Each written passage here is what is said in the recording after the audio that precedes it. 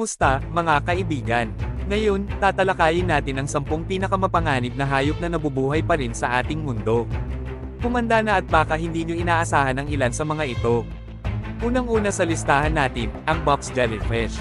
Did you know na ang kanilang mga tentacles ay puno ng mga lason na kayang pumatay ng tao sa loob lamang ng ilang minuto?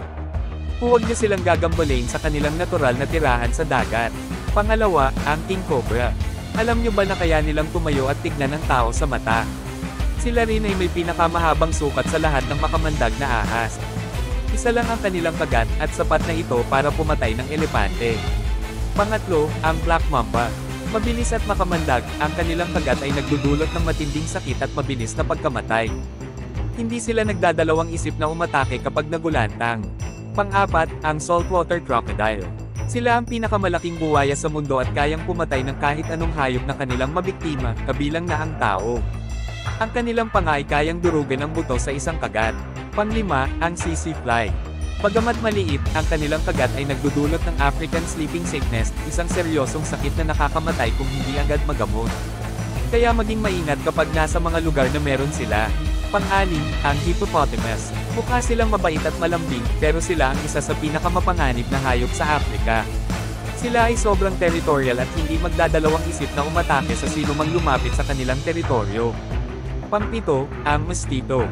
Alam nyo ba na sila ang nagdadala ng mga sakit tulad ng malaria, dengue, at Zika virus? Sa kabila ng kanilang liit, responsable sila sa milyon-milyong pagkamatay bawat taon. Pangwalo, ang stonefish. Sila ang may pinakakamandag na tinag sa lahat ng isda. Kaya nilang mag-camouflage sa ilalim ng dagat, kaya ingat sa pag-apak sa mabatong lugar sa dagat. Pangsyam, ang pufferfish. Bagamat mukhang cute at harmless, ang kanilang laman ay naglalaman ng tetrodotoxin, isang lason na walang lunas. Ang isang maliit na piraso nito ay sapat na upang patayin ang tao. Pang-10, ang Cape buffalo. Sila ay tinatawag na Black Death sa Africa dahil sa kanilang walang awang pag-atake sa tao. Sila ay mabagsik at handang ipagtanggol ang kanilang sarili laban sa kahit sino. At dyan nagtatapos ang ating listahan ng 10 pinakamapanganib na hayop na nabubuhay pa rin sa ating mundo. Tandaan, ang respeto sa kalikasan at sa mga hayop ay mahalaga upang maiwasan ang mga panganib.